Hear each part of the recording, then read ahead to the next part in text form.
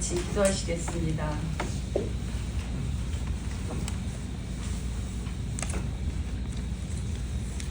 우리를 살리기 위해 십자가의 죽음도 기꺼이 순종으로 견디신 주님의 오심을 기다리는 드림자의 첫 번째 주일입니다.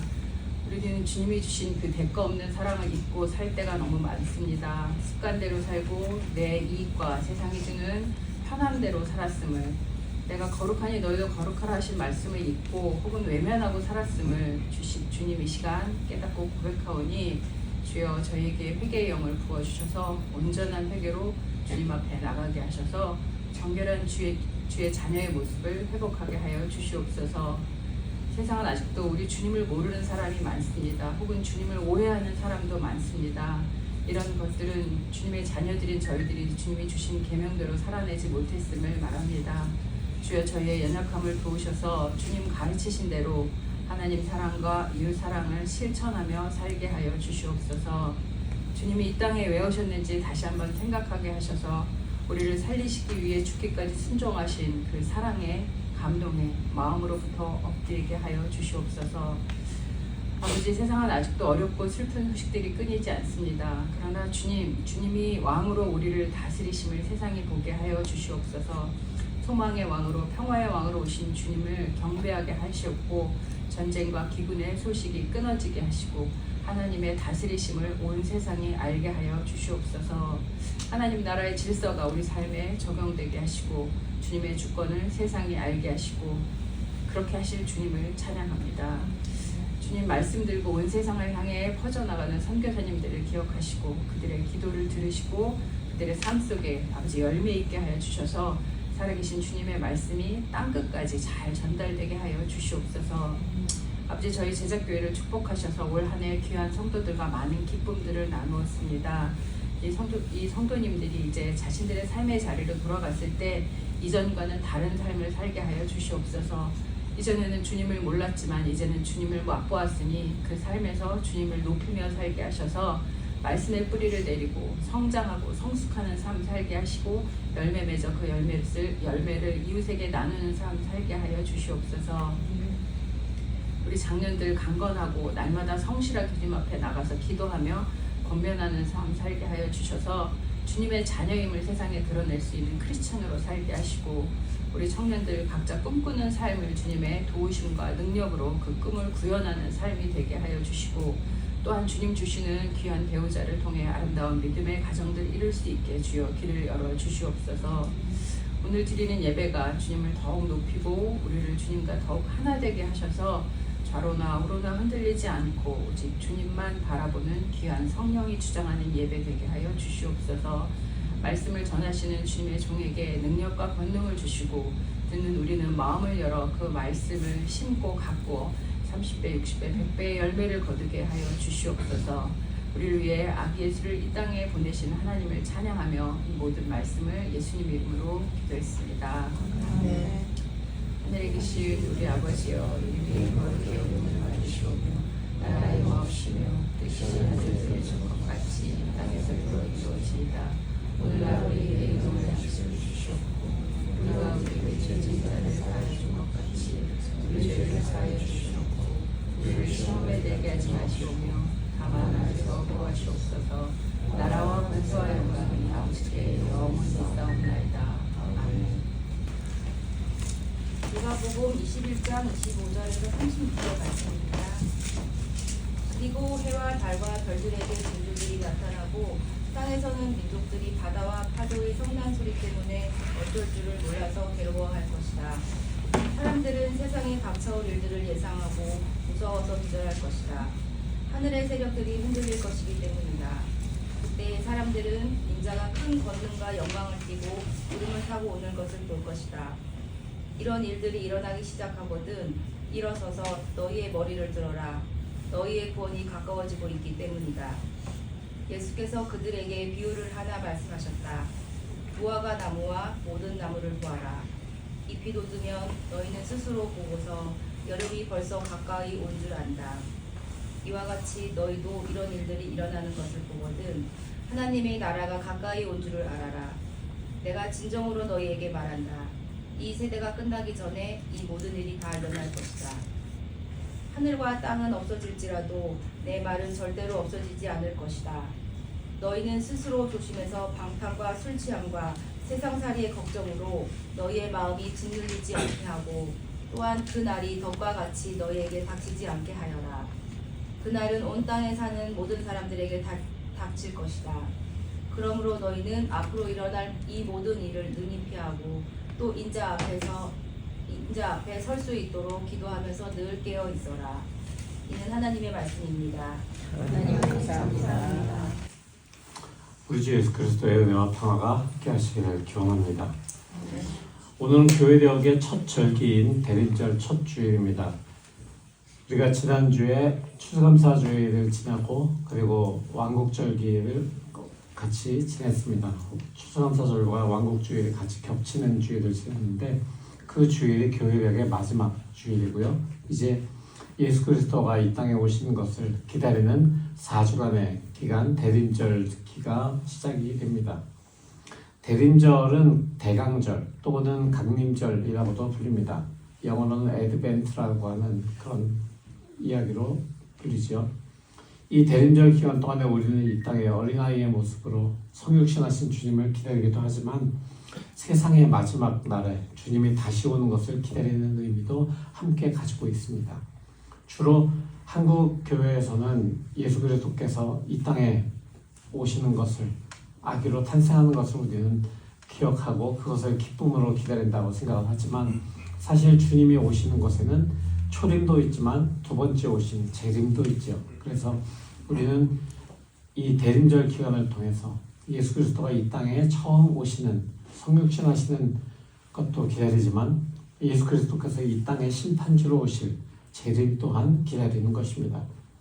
그러니까 대림절은 성자 예수 그리스도께서 육신을 입고 이 땅에 오신 과거의 역사를 회상하고 또 축하하는 그런 것으로 끝나지 않고 다시 오실 예수 그리스도를 기다리는 기쁨의 절기이기도 한 것입니다.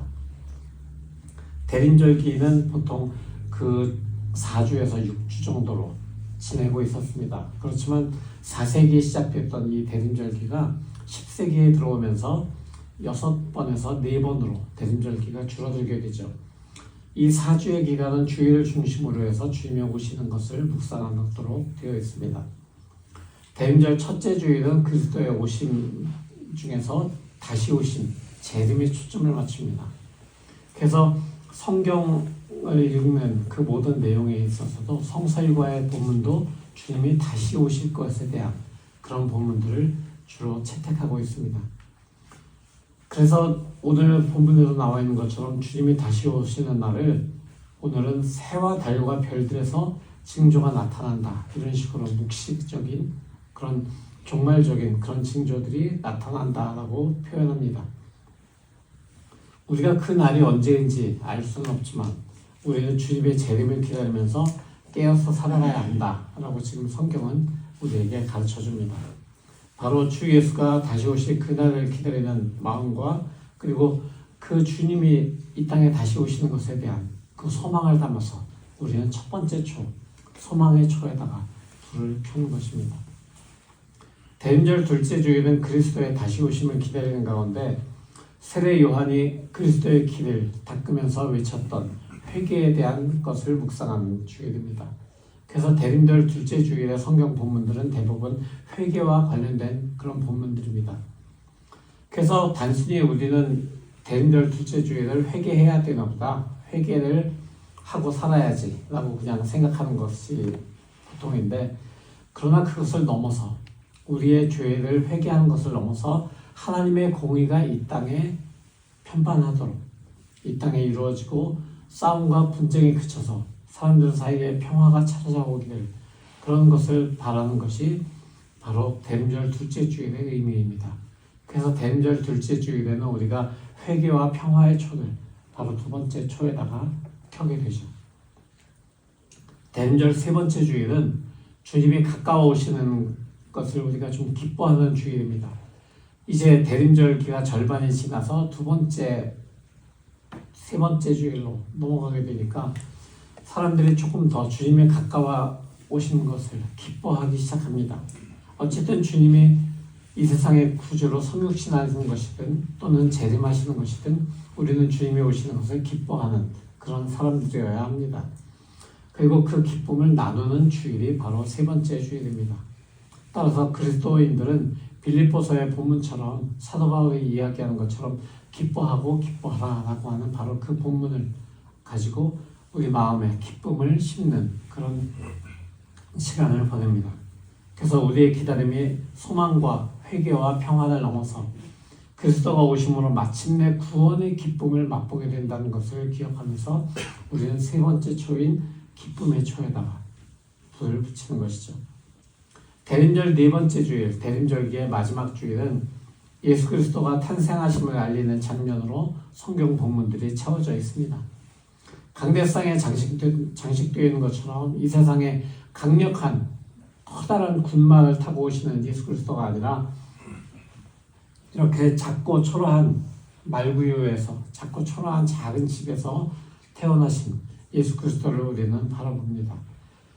연약한 아기의 모습으로 오시고 세상에 힘있고 번화한 곳이 아니라 변두리의 허름한 집에 오신 예수 그리스도는 오랫동안 선지자들을 통해서 말씀하신 하나님의 말씀의 성취입니다. 하나님께서 말씀의 성취를 통해서 자신의 사랑을 우리에게 보여주신 바로 그것을 기념하면서 우리는 대림절 네 번째 초 분홍색 사랑의 초에 불을 밝힙니다. 그리고 성탄절에 우리가 그리스도 예수의 탄생을 기뻐하고 축하하고 그리스도가 이 땅에 빛으로 오셨음을 기억하면서 우리는 그리스도의 초, 하얀 초에다가 성탄절에 이제 불을 붙이는 것이죠. 그래서 어둠이 가득하던 이 세상에 그리스도의 빛이 환하게 비추어서 어둠이 물러가고 그리스도의 빛이 환하게 비추는 것을 우리는 기대해야 하는 것입니다. 이 4주간에 걸친 대림절기의 구성은 세상의 마지막 날에서 시작해서 종말에서 시작해서 그리스도의 나심까지 이어지면서 이 땅에서 이루어지는 모든 하나님의 역사를 우리가 생각하고 그리고 마지막에서 현재로 끝에서 다시 시작으로 이어지는 것을 우리에게 깨닫게 해줍니다. 오늘 대림절 첫째 주일의 본문에는 세 가지 이야기가 나옵니다. 첫째는 오늘 본문에서 25절에서 28절에 해당하는 부분입니다. 바로 이 부분에는 인자가 오는 때에 벌어질 징조들에 대해서 주님께서 말씀하고 계십니다. 두 번째 부분은 29절에서 33절까지 이어지는 부분인데요. 무화과나무에 대한 주님의 말씀이죠. 세 번째 부분은 34절에서 38절까지 나와 있는 부분인데 깨어있으라 라고 하는 주님의 권고입니다. 이 이야기들이 서로 연결이 되어 있습니다. 그냥 서로 뚝뚝 떨어져 있는 이야기인 것 같지만 서로 뜬금없이 이어지는 이야기인 것 같지만 이 모든 것은 다 이어져 있는 그런 이야기입니다. 주님이 오시는 때에 대한 말로 오늘 본문은 시작합니다. 인자가 오는 때라고 성경은 표현하고 있는데 이때에는 굉장한 혼란이 발생한다라고 성경은 기록합니다. 해와 달과 별의 이상한 징조가 나타난다라고 이야기하죠. 우리가 보는 많은 영화들에서 종말의 때를 지구 마지막 날 이런 것을 표현하는 그런 영화들을 보면은 대부분 해, 달, 별에서 이상한 징조가 나타납니다. 뭐 우주에서 갑자기 태양에 뭐가 갑자기 폭발하면서 갑자기 뭐가 이상한 그런 어떤 레이, 뭐 파장 같은 것들이 방사능 같은 게 지구에 뭐 미친다라고도 하고 뭐 어떤 빛을 받으면 사람들이 죽게 된다는 이런 종말에 대한 영화들도 있고요. 그 다음에 달이 갑자기 뭐 가까이 오거나 또는 멀리 없어지거나 이래서 지구와 달과의 인력 때문에 생기는 여러 가지 문제들이 나타나기도 하고 기상이변이나 또는 지진과 같은 자연재해로 그 지구의 종말을 또 인류의 종말을 예고하는 영화들도 우리가 많이 봅니다. 그런데 그런 징조가 나타나기 시작했을 때 사람들은 극심한 불안에 휩싸이게 되죠. 우왕좌왕하고 대부분 영화에서는 차를 몰고 어디론가 도망가려고 하다가 차들끼리 부딪혀서 길에서 오도 가도 못하고 다시 차에서 뛰어나가서 도망가다가 죽고 마는 이런 장면들도 비일비재합니다. 근데 그런 날이 오는 것을 우리는 어떻게 그 그 마지막 때가 오는 것을 어떻게 알 수 있을까요? 주님께서는 무화과 나무에 잎이 나고 무성해지면은 여름이 온다라고 우리가 알 수 있는 것처럼 우리도 알게 될 것이다. 우리도 그것을 보면 알게 될 것이다 라고 말씀해 주십니다. 그래서 이 말씀을 읽게 되었을 때 우리는 그래, 과학과 이성이 발달하지 않은 1세기의 사람들은 이렇게 느낄 수 있겠지라고 생각을 합니다. 그리고 우리는 영화에서 너무 많이 봤기 때문에 뭐 그런 징조가 조금 일어난다 그래도 먼 나라 얘기지 라고 생각할 수 있습니다. 저도 2004년에 중국 서부 쪽으로 전도 여행을 갔다가 다시 비행기를 타고 제가 머물고 있던 호놀룰루로 돌아가는 기간에 비행기에서 잡지를 보았는데 잡지 표면에 쓰나미 이렇게 써 있었어요.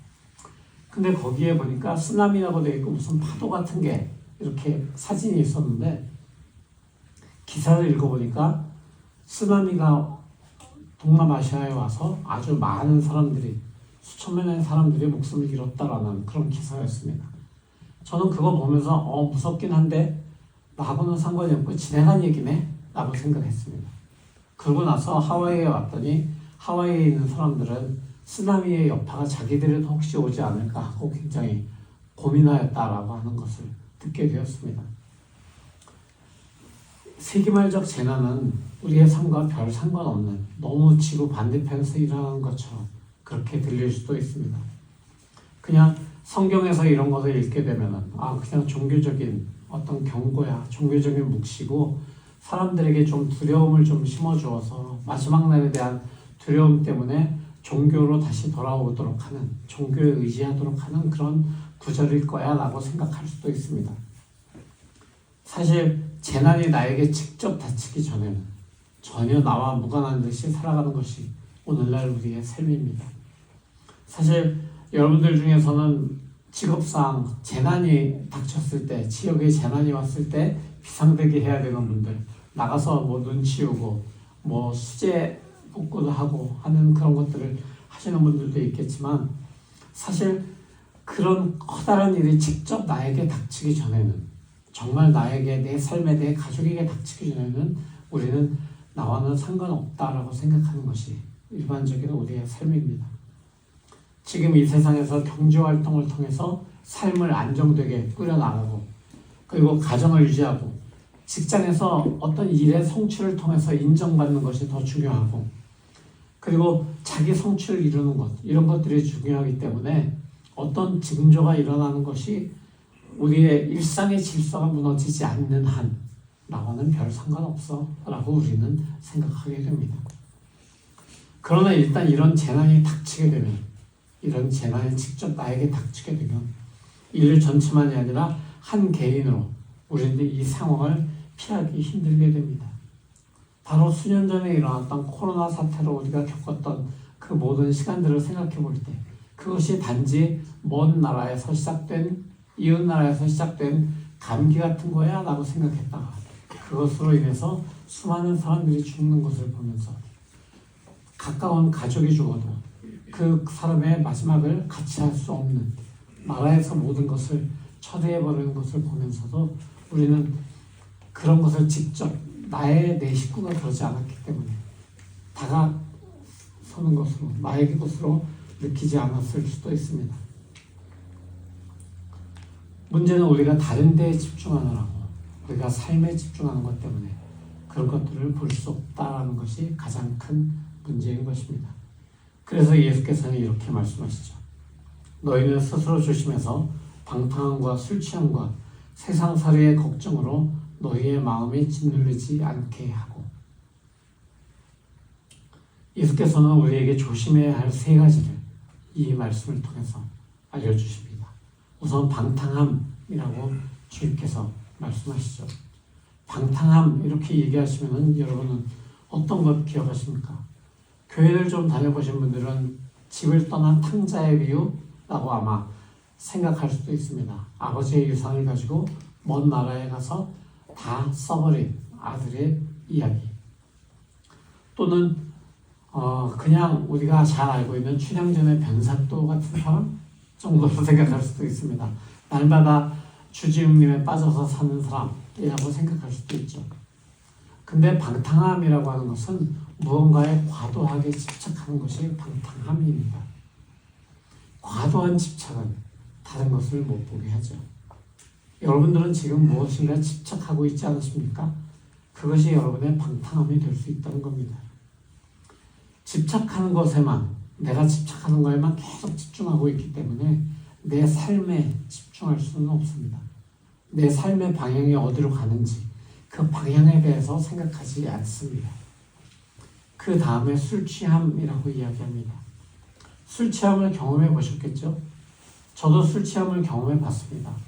술 취함을 경험해 보니까 뭐 이렇게 좀 굉장히 하이해지고 모든 게 다 굉장히 우스워 보이고 빙글빙글 도는 것 같고, 지금 민주가 얘기할 때 갈짓대로 이렇게 모든 길이 구부러지는 것 같다고 하는데 경험해 본 건 아니겠지만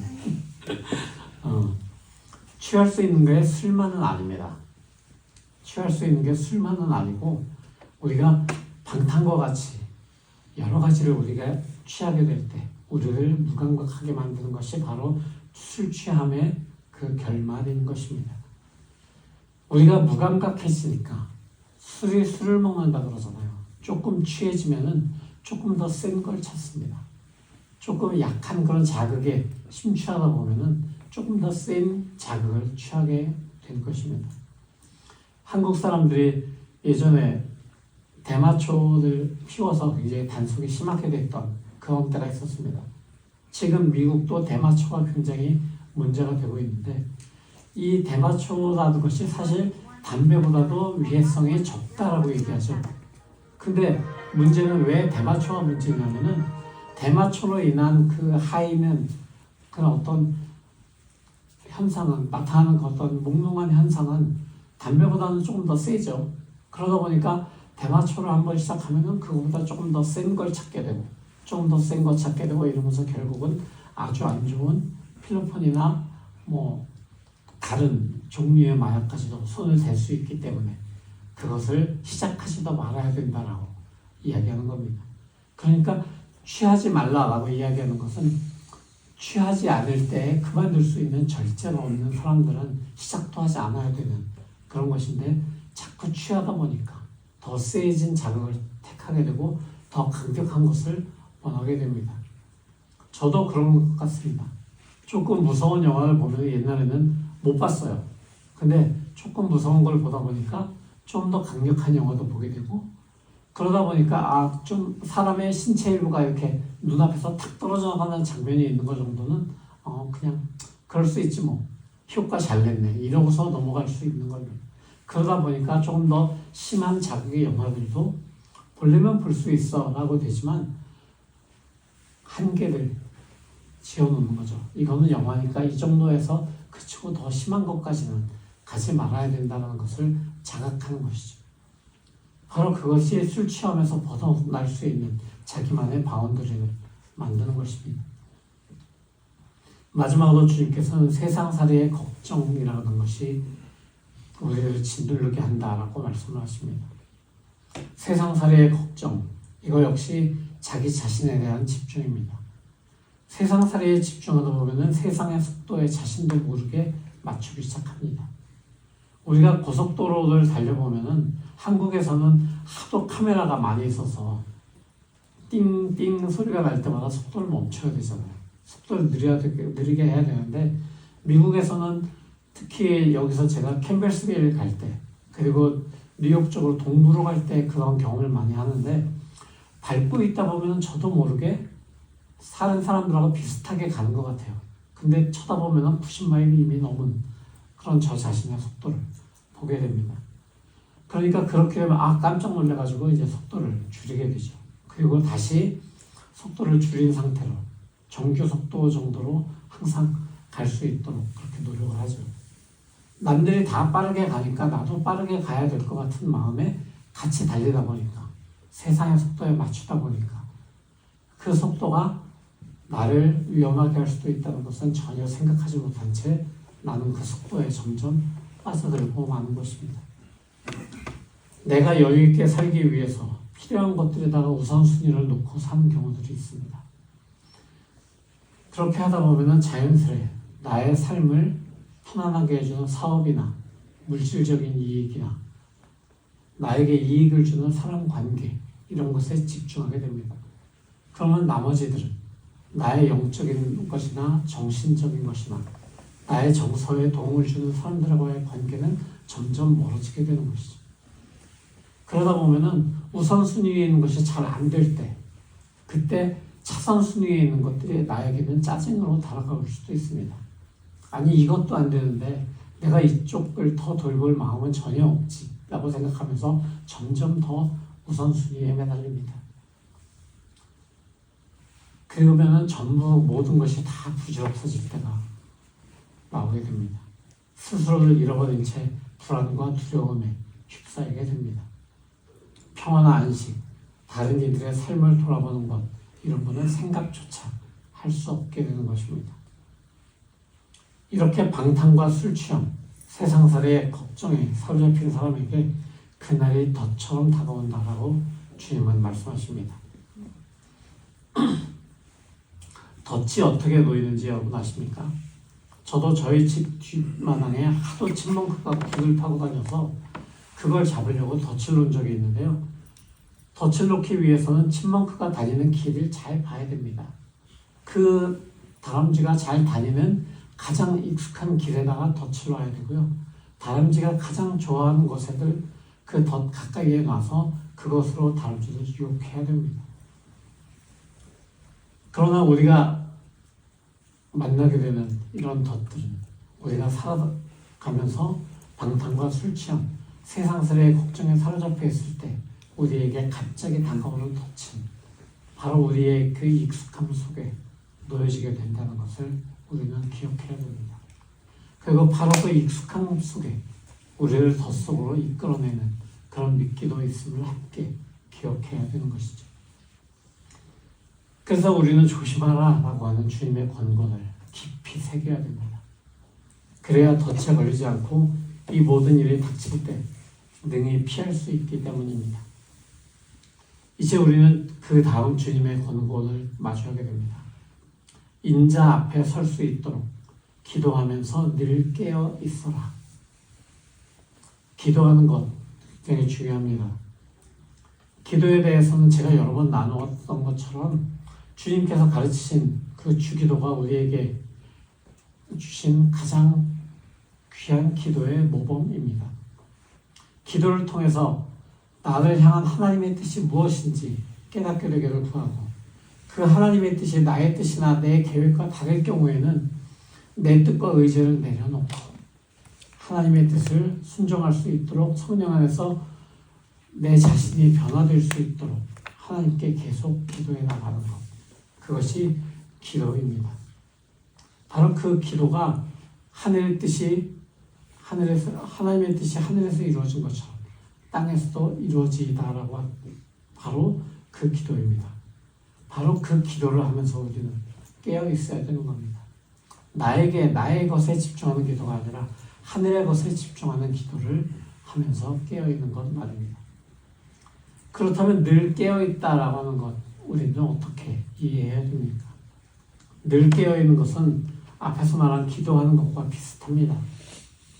기도하는 것과 비슷하다고 하면은 매일 기도로 잠을 깨고 밥 먹기 전에 또는 일하기 전에 또는 시간이 나는 대로 잠들기 전에 계속 성경 읽고 찬양하고 기도하고 일상의 예배가 되는 것 그것이 깨어있는 것일까요? 네, 이것도 아주 좋은 모습이긴 합니다. 아주 좋은 모습이긴 하지만 하나님과 나와 이웃, 사람과 세상의 관계를 바라보는 자세가 어떤가가 조금 더 중요할 것 같습니다. 그러니까 지금 내 인생이 얼마나 남았는지를 진지하게 바라보고 하나님과의 관계 안에서 그 시간을 어떻게 살아갈 것인가, 이웃과의 관계 안에서 그 시간을 어떻게 살아낼 것인가, 그리고 그 모든 관계들을 통해서 세상을 어떻게 하나님의 나라로 이루어가는데 내가 손을 보탤 것인가를 찾아가는 것, 그것이 우리에게 주어진 일인 것입니다. 그것이 바로 깨어서 살아가는 것입니다.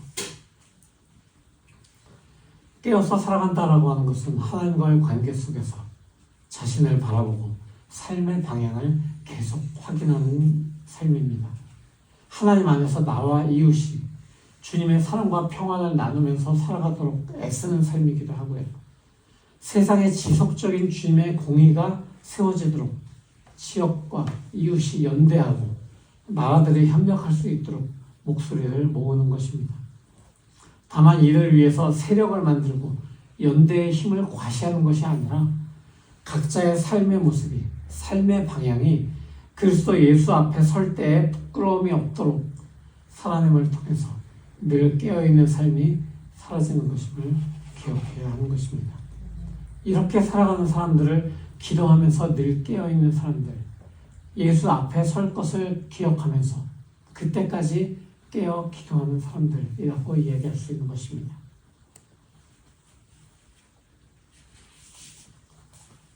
사랑하는 여러분, 우리는 바로 그 길을 살도록 부름받았습니다. 이 길이 우리가 마지막 때를 살아내는 길이 되어야 되는 것입니다. 그리고 주 예수 그리스도가 다시 오실 것을 소망 가운데 기다리면서 사는 바로 그 삶의 길이 되어야 되는 것입니다. 그렇게 주님 앞에 서게 될 때, 우리 모두 이 길 위에서 함께 만나게 되기를, 그 길 끝에 서 계신 주님 앞에서 함께 만나게 되기를 소망해 주러 오신 예수 그리스도의 이름으로 축원합니다. 아멘. 이 말씀을 가지고 우리는 잠시 묵상하며 나아가겠습니다. 우리가 가지게 되는 소망이 무엇입니까? 주님, 우리가 마지막 날 때까지 깨어서 기도하는, 주님 앞에 설 것을 소망하면서 깨어 기도하는 삶으로 살아갈 수 있도록 우리를 인도해 주십시오. 바로 그 삶이 우리가 살아나가야 할 삶이고, 바로 그 길 위에서 우리가 함께 만날 것을 우리가 소망하도록 우리를 이끌어 주십시오. 이렇게 기도하며 나가겠습니다. 다 같이 기도하겠습니다. 이 세상의 마지막 때에 오실 그 주님 앞에 우리가 서야 함을, 바로 우리가 그 주님 앞에 서야 함을 기억하면서 살 수 있도록 우리에게 주님의 말씀으로 오늘도 깨우쳐 주시니 감사드립니다. 마지막 때에 주님 앞에 서게 될 때, 그때 우리가 어떤 모습으로 서게 될지, 어떤 길을 통해서 서게 될지, 이 시간 주님의 말씀을 통해서 우리에게 주신 것을 기억하면서 주님 앞에 고개 숙입니다. 주님, 우리가 방탕함과 술 취함과 세상살이의 염려로 짓누리는 것이 아니라 우리가 주님 앞에 늘 깨어서 주님이 오실 것을 소망하면서 기도하면서 살아가는 우리 모두가 될 수 있도록 은혜 베풀어 주시옵소서.